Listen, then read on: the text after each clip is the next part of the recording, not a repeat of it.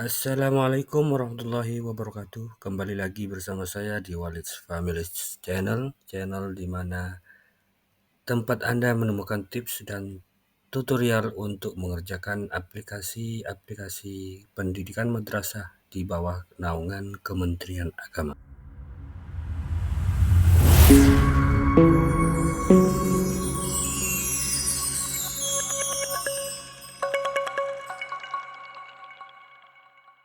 Seperti biasa, bagi Anda yang baru saja menemukan channel ini, jangan lupa untuk menekan tombol subscribe agar bisa mendapatkan video-video terbaru tentang aplikasi madrasah di bawah naungan Kementerian Agama. Dan tak lupa juga saya selalu berdoa semoga kita semua, Bapak Ibu operator, Bapak Ibu kepala madrasah dan seluruh sivitas akademika madrasah selalu dalam keadaan sehat walafiat sehingga mampu melaksanakan tugas kita sehari-hari sebagai pendidik dan tenaga kependidikan di madrasah masing-masing. Pada kesempatan kali ini saya kembali lagi dengan tutorial atau tips maupun informasi yang akan saya sampaikan terkait dengan madrasah dan aplikasinya. Pada kesempatan ini saya akan membahas mengapa perolehan BOS tahap 2 itu berbeda dengan tahap 1, apakah penyebabnya dan seperti apa penjelasan dari pemangku kebijakan BOS pusat. Di video ini saya akan urai beberapa penjelasan sebagaimana yang sudah disampaikan dalam penjelasan Q&A Madrasah Reform yang ditayangkan live pada tanggal 26 Mei 2023 pada channel YouTube Madrasah Reform. Pada kesempatan kali ini saya akan merangkum beberapa informasi penting pada saat penjelasan Q&A yang live pada tanggal 26 itu. Yang pertama, topik utamanya adalah mengapa BOS kita berbeda saat di tahap 1 dan tahap 2. Nah, ini terjadi karena ada perubahan alur pendistribusian dana BOS sebagaimana yang tertuang pada SE Dirjen Pendis nomor B15.1 DCI titik 4 garing 2023 tentang distribusi BOPRA dan BOS Madrasah. Perubahan alur dana BOS 2023 SE Dirjen Pendis nomor B15.1 DJI 4 2023 mengenai distribusi BOPRA dan BOS Madrasah tahun 2023.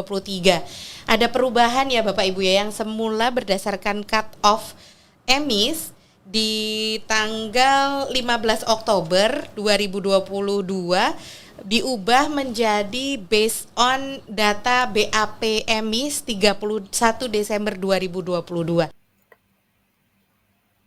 Pada saat Q&A itu dijelaskan bahwa perubahan mendasar mengapa terjadi berubahnya jumlah nominal pendapatan BOS pada madrasah-madrasah tertentu adalah yang pertama adalah kalau dulu sebelum SE ini keluar pendapatan BOS ditentukan oleh cut off BOS pengerjaan emis yang pada tanggal 15 Oktober 2022.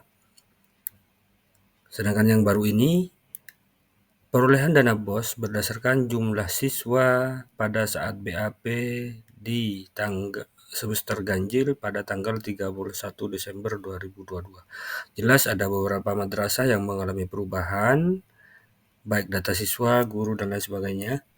Cuman untuk BOS ini kan yang diambil hanya data siswa. Mungkin ada beberapa madrasah yang pada saat tanggal 15 Oktober dulu belum selesai, baru selesai pada bulan November, atau ada yang perubahan, misalnya pindah dan lain sebagainya, sehingga antara cut off yang pertama tanggal 15 Oktober 2022 dan sudah cair pada BOS tahap 1, berbeda datanya dengan pada saat BAP emis tanggal 31 Desember. Makanya nanti di tahap 2 ini akan muncul perubahan perolehan dana BOS-nya. Untuk mengetahui itu, ada alur yang dijelaskan pada saat Q&A itu. Alur pertama ini bisa kita cek pada Erkam Online. Tentunya madrasah yang sudah menerapkan Erkam Online, Kita bisa cek di sana akan ada pemberitahuan bahwa terjadi perubahan pendapatan BOS antara tahap 1 dan tahap 2. Di sana juga akan dijelaskan tentang diagram atau flowchart yang akan muncul pada menu tampilan awal Earcam Bapak Ibu sekalian. Nah, penjelasan ini akan memberikan notifikasi pada Earcam kita masing-masing, sebagaimana pada video yang cuplikan video yang akan saya hadirkan untuk memperkuat penjelasan yang saya sampaikan ini. Baik, Bapak Ibu sudah terlihat di layar, Bapak Ibu semua. Oke, baik. Bapak Ibu, untuk perubahan alokasi dana BOS tahap 2 ini dimulai sebetulnya sama dengan Bapak Ibu melakukan login ke aplikasi Earcam. Sini login. Kemudian nanti dari login ini akan ada validasi perubahan Bapak Ibu. Apakah Bapak Ibu termasuk madrasah yang mendapatkan alokasinya bertambah atau alokasinya berkurang dana bosnya, atau memang alokasinya baru. Jika Bapak Ibu memang termasuk di 3 kriteria ini, maka di aplikasi Bapak Ibu akan diarahkan langsung ke rencana kegiatan, yaitu ke rencana kegiatan definitif. Namun, jika Bapak Ibu memang tidak mendapatkan ketiga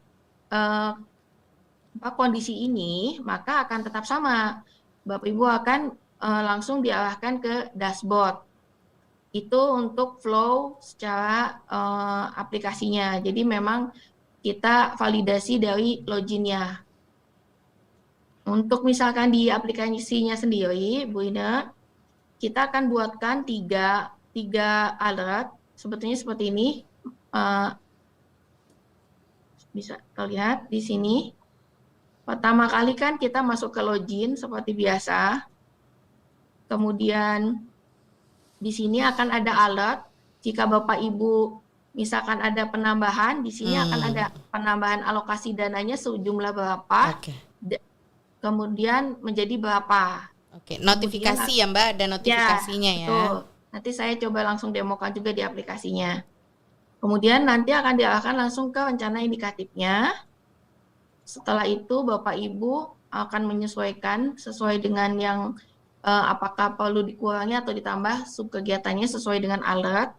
Nah, di sini juga akan ada sebagai alert buat Bapak Ibu semua bahwa akan ada penyesuaian dana BOS gitu ketika Bapak Ibu melakukan transaksi di Earcam-nya.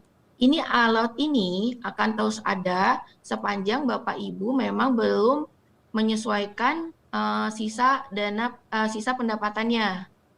Kalau misalkan belum sesuai, akan ada terus Bu Ina. Dari penjelasan tentang flowchart ini, kita sudah tahu bagaimana pendapatan BOS itu kok berubah antara pendapatan tahap 1 dan tahap 2-nya. Nah, bagaimana cara melihat di aplikasi Earcam kita masing-masing? Ada juga beberapa video atau cuplikan penjelasan dari tim Earcam Pusat, tim teknis Earcam Pusat yang akan menjelaskan video-video tentang itu. Nah, tentunya ketika ada perubahan dana BOS antara tahap 1 dan tahap 2, ini akan menjadi kendala tersendiri bagi madrasah tersebut karena Earcam itu kan dibuat per tahun anggaran, bukan per tahap seperti usulan BOS.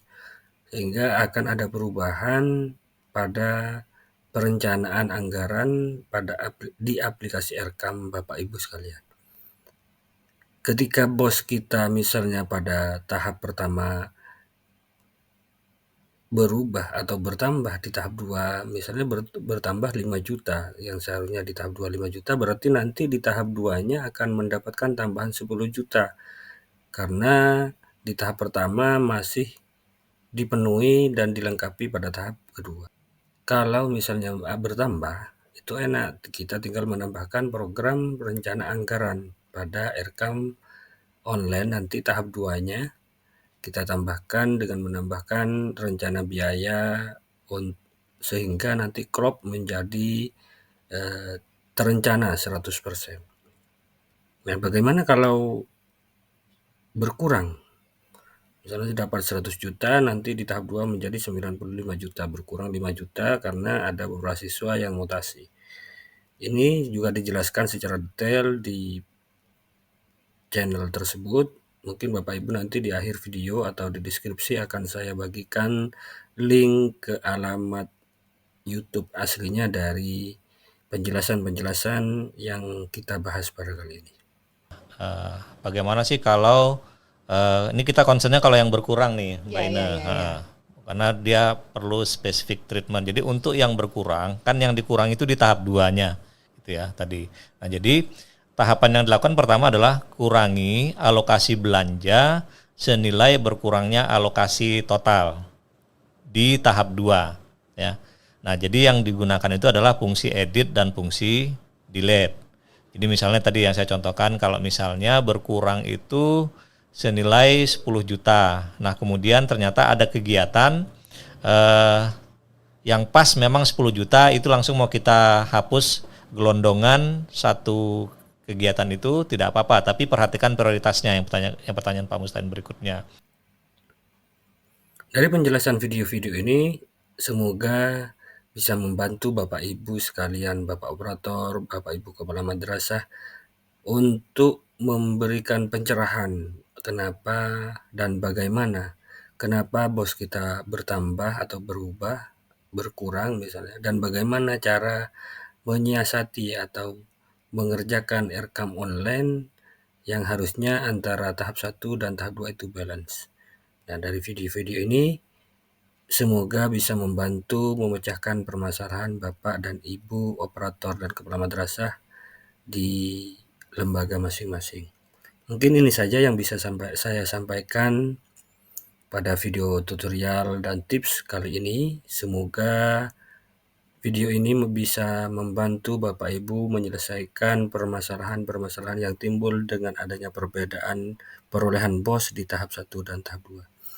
Tak lupa juga apabila Bapak Ibu belum subscribe di channel ini, saya ingatkan kembali bahwa sebaiknya atau alangkah baiknya Bapak dan Ibu itu subscribe agar video-video tutorial terbaru dari channel ini bisa muncul di notifikasi halaman YouTube Bapak Ibu sekalian. Sekian yang bisa saya sampaikan. Terima kasih dan mohon maaf apabila ada salah-salah kata karena ini masih proses belajar.